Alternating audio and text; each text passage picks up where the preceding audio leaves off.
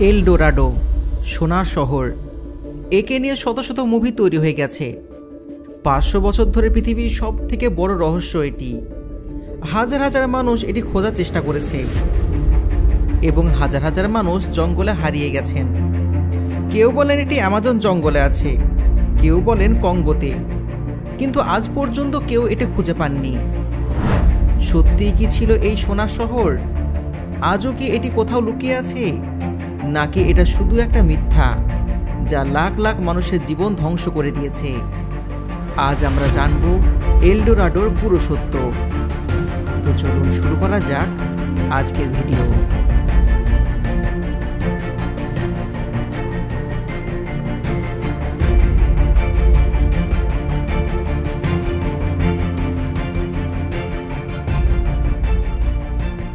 এল Dorado কি?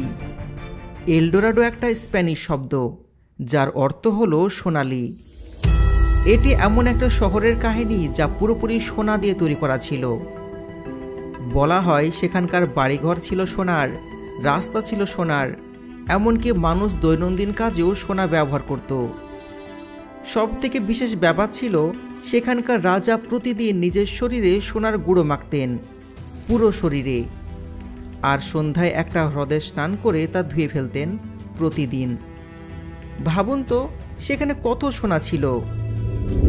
16শো শতাব্দীতে যখন স্প্যানিশ সৈন্যরা দক্ষিণ আমেরিকা পৌঁছালেন, তারা স্থানীয়দের কাছে এই গল্প শুনল এবং তাদের মাথায় শুধু একটাই কথা ঘুরতে লাগলো, সোনা। বাস সেখান থেকে শুরু হলো পৃথিবীর সব থেকে বিপজ্জনক খোঁজ।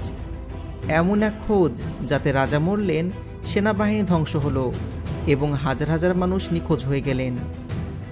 এখন প্রশ্ন হলো, এই কাহিনী শুরু হলো কিভাবে? 1537 সালের কথা। স্প্যানিশ সৈন্যরা কলম্বিয়াতে একটি আদিবাসী উপজাতিকে পরাজিত করে। যখন তারা বন্দীদের জিজ্ঞাসাবাদ করলো, তখন এক বৃদ্ধ লোক একটা অদ্ভুত গল্প শোনালো। সে জানালো পাহাড়ের পেছনে একটা হ্রদ আছে যেখানে একটা বিশেষ রীতি পালন করা হতো। যখনই কোনো নতুন রাজা হতো তাকে সোনা দিয়ে ঢেকে দেয়া হতো, পুরো শরীর সোনা দিয়ে। তারপর সেই রাজা একটা নৌকা চড়ে হ্রদের মাঝখানে গিয়ে ঝাঁপ দিতেন। সমস্ত সোনা পানিতে ডুবে যেত। স্প্যানিশ সৈন্যদের চোখ চকচক করে উঠল। তারা ভাবলো, যদি প্রতিবার এত সোনা হ্রদে ফেলা হয় তবে সেই হ্রদের নিচে কত সোনা জমা আছে। আর যদি শুধু একটা রীতিতেই এত সোনা ব্যবহার করা হতো তবে তাদের শহরে কত সোনা ছিল।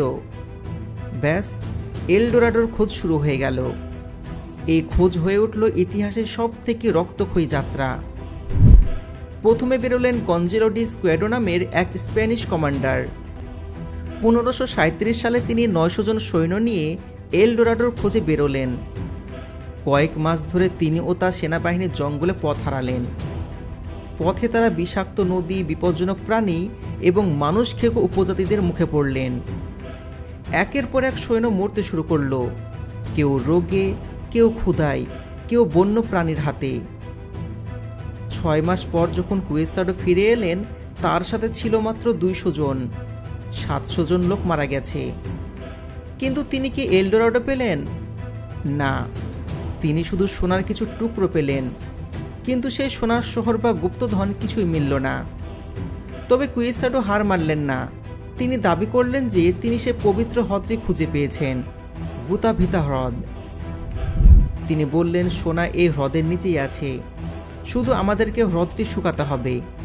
আর এখান থেকে শুরু হলো এক নতুন উন্মাদনা। মানুষ হ্রদটি খালি করার চেষ্টা করতে লাগলো, কিন্তু হ্রদ এতটাই গভীর ছিল যে কেউ সফল হলো না। এবার এলো সব থেকে বড় ও বিপজ্জনক অভিযানের পালা। 1541 সাল। গঞ্জালো পিজারো নামের এক স্প্যানিশ জেনারেল সিদ্ধান্ত নিলেন তিনি এল ডোরাডো খুঁজেই ছাড়বেন। তিনি তৈরি করলেন 4000 মানুষের এক বিশাল বাহিনী। সাথে নিল 4000 ঘোড়া, 2000 কুকুর এবং খাবারের বিশাল ভাণ্ডার। পিজারোর বিশ্বাস ছিল যে এল ডোরাডো অ্যামাজন জঙ্গলের মধ্যেই আছে। আর আপনারা তো জানেন অ্যামাজন জঙ্গল এমনিতেও অনেক ভয়ঙ্কর। 1541 সালের ফেব্রুয়ারিতে তিনি পুরো সেনাবাহিনী নিয়ে জঙ্গলে ঢুকে পড়লেন। শুরুতে আবহাওয়া ঠিক থাকলেও পরে শুরু হলো আসল যন্ত্রণা। জঙ্গল ঘন হতে লাগলো, রাস্তা হারিয়ে গেল, এত বৃষ্টি হলো যে মানুষ কাদায় আটকে গেল, খাবার ফুরিয়ে গেল, ঘোড়াগুলো এক এক করে মরতে লাগলো। প্রথমে তারা ঘোড়া খেলো, তারপর কুকুর, তারপরে জঙ্গলে যা পেল, পোকামাকড়, টিকটিকি, শেকড় সব কিছু খেয়ে ফেলল, কিন্তু ক্ষুধা মিটল না। 3 মাস পর মানুষ এতটাই পাগল হয়ে গেল যে তারা তাদের জুতো রান্না করে খেতে শুরু করলো, চামড়ার বেল্ট চিবাতে লাগলো, এবং তারপর কিছু মানুষ যা করলো তার ভাবা যায় না। তারা তাদের মৃত সঙ্গীদের খেতে শুরু করলো। হ্যাঁ, নরভক্ষণ। 1 বছর পর পিজারো যখন ফিরলেন তার সাথে ছিল মাত্র 80 জন, 4000-এর মধ্যে মাত্র 80 জন। তবে তিনি কি এলডোরাডো পেলেন? না, কিছুই না, পেলেন শুধু মৃত্যু। এরপরও তার এলডোরাডো নেশা কাটল না। কাহিনী এবার পৌঁছালো ইংল্যান্ডে। স্যার ওয়াল্টার জালে, ইংল্যান্ডের এক বিখ্যাত নাবিক এবং রানী এলিজাবেথের পছন্দের লোক। 1998 সালে যখন এলডোরাডোর গল্প শুনলেন তিনি বিশ্বাস করলেন এটি সত্য। 1595 সালে জালে 5টি জাহাজ নিয়ে দক্ষিণ আমেরিকায় পৌঁছালেন। তিনি ওরিনাকো নদীর ধারে ধারে জঙ্গলে ঢুকলেন। কয়েক মাস পর তিনি সোনার ছোট্ট কিছু টুকরো আর পুরাতন মন্দিরে ধ্বংসাবশেষ পেলেন। ইংল্যান্ডে ফিরে তিনি একটা বই লিখলেন, দ্য ডিসকভারি অফ গুয়ানা, যেখানে তিনি দাবি করলেন এলডোরাডো সত্যি।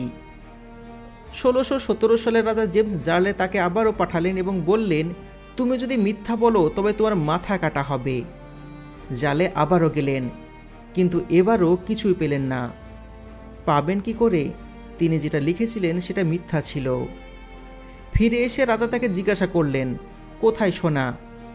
জালের কাছে কোনো জবাব ছিল না। যদি কাহিনী সত্যি হয় তবে শতাব্দীর পর শতাব্দী ধরে জমানো সোনা সেই হ্রদের নিচে পড়ে থাকার কথা। এরপর আসে 1545 সাল। স্প্যানিশরা প্রথমবার হ্রদ খালি করার চেষ্টা করল। হাজার হাজার মানুষ বালতি দিয়ে পানি সরাতে লাগলো। কিছু সোনা পাওয়া গেল, কিন্তু হ্রদ ছিল অনেক গভীর। 1580 সাল এক ব্যবসায়ী বড় এক নালা খনন করলেন যাতে পানি বেরিয়ে যায়। পানি কমলে হ্রদের নিচে সোনার গয়না দেখা গেল, কিন্তু হঠাৎ হ্রদের একটা অংশ ধসে পড়ায় 50 জন শ্রমিক মারা যায়। ভয়ে বাকিরা পালিয়ে যায় এবং প্রজেক্টকে বন্ধ করে দেয়া হয়। আর আজকের সময় গোথাভিতা হ্রদ ঠিক তেমনই আছে, আর যার নিচে হয়তো কোটি কোটি টাকা সোনা আছে, কিন্তু তা কেউ বের করতে পারছে না। 1900 শতকে ইউরোপীয়রা যখন আফ্রিকা পৌঁছালো, কঙ্গো জঙ্গলে তারা কিছু প্রাচীন ধ্বংসাবশেষ এবং সোনার নিদর্শন পেলেন। কিছু ঐতিহাসিকের মতে এলডোরাডোর কাহিনী আসলে আফ্রিকার। 1700 শতকে পশ্চিম আফ্রিকা খুবই সমৃদ্ধ সাম্রাজ্য ছিল, যেখানে সোনার বড় বড় খনি ছিল। সম্ভবত আফ্রিকার দাসের মাধ্যমেই এই গল্প আমেরিকা পৌঁছেছে এবং স্প্যানিশদের কাছে তা এলডোরাডোর উপকথায় পরিণত হয়। এমনকি 20 শতাব্দীতেও পার্সি ফসেট নামের এক ব্রিটিশ অভিযাত্রী 1925 সালে ব্রাজিলের জঙ্গলে সোনার শহর খুঁজতে গিয়ে হারিয়ে যান এবং তিনিও আর কখনো ফিরে আসেননি। 2018 সাল, বিজ্ঞানীরা তখন লাইডার সেন্সর আবিষ্কার করে ফেলেছে। টেকনোলজির সাহায্যে বৈজ্ঞানিকরা আমেরিকার জঙ্গল স্ক্যান করতে শুরু করেন। তারাও জানতে চেয়েছিলেন আসলে কি অ্যামাজন জঙ্গলে সে সোনার শহর আছে। যে সোনার শহর খুঁজতে গিয়ে হাজার হাজার লক্ষ লক্ষ মানুষ মারা গেল, সে সোনার শহর আসলে কোথায় আছে। বৈজ্ঞানিকরা টেকনোলজির সাহায্য নিয়ে স্যাটেলাইট থেকে সম্পূর্ণ এলাকার একটা ছবি তৈরি করেন। তারা লাইডার সেন্সর ইউজ করেন, প্রতিটি জায়গা প্রতিটি অংশ ভালো করে স্ক্যান করেন, কিন্তু অ্যামাজনের কোথাও তারা সে সোনার শহর খুঁজে পায় না। তবে এই প্রজেক্ট অনেক কস্টলি ছিল, এমনিতেও সরকারের অনেক টাকা খরচ হয়ে গিয়েছিল, সেই জন্য এই প্রজেক্টকেও অফিসিয়ালি বন্ধ করে দেওয়া হয়। কিন্তু এই প্রজেক্টের ফল ছিল চমকপ্রদ। জঙ্গলের নিচে পাওয়া গিয়েছিল শত শত প্রাচীন শহরের ধ্বংসাবশেষ, দালান কোঠা, রাস্তা ও পিরামিডের আরও অনেক কিছু। বৈজ্ঞানিকরা ধারণা করছেন একসময় এখানে লাখ লাখ মানুষ থাকতেন, কিন্তু এই শহরগুলোতে সোনা খুবই কম পাওয়া গেছে। তবে এটি প্রমাণ করে যে প্রাচীন দক্ষিণ আমেরিকায় বড় সভ্যতা ছিল এবং এলডোরাডোর গল্প হয়তো সেই সভ্যতারই এক আবছা স্মৃতি। তাহলে এর সারমর্ম কী হলো? এলডোরাডো কি সত্যিই ছিল, ঐতিহাসিকদের মতে কোনো সোনা শহর ছিল না। কলম্বিয়ার মুস্কাই উপজাতির একটা ধর্মীয় রীতি ছিল, যেখানে নতুন সর্দার হওয়ার সময় সোনার গুঁড়ো মাখিয়ে হ্রদে স্নান করানো হতো। স্প্যানিশরা শুধু একটা ধর্মীয় রীতির কথা শুনে নিজেদের কল্পনা দিয়ে একটা সোনার শহর বানিয়ে নিয়েছিল। তাদের লোভ একটা সাধারণ ঐতিহ্যকে পৃথিবীর সবথেকে বড় মিথ্যায় পরিণত করেছিল। হাজার হাজার মানুষ মরেছিল, সভ্যতা ধ্বংস হয়েছিল, শুধুমাত্র একটা মিথ্যার জন্য। আসল গুপ্তধন সোনা নয়, আসল গুপ্তধন হলো এই জঙ্গল, এই প্রকৃতি। যদি এলডোরাডো পাওয়া যেত, তবে আজ হয়তো আমাজনের কোনো অস্তিত্ব থাকতো না। সমস্ত চকচকে জিনিস সোনা হয় না, আর সমস্ত রহস্যের সমাধান পাওয়া জরুরি নয়। সচেতন থাকুন, প্রকৃতিকে ভালোবাসুন। দেখা হবে পরবর্তী ভিডিওতে।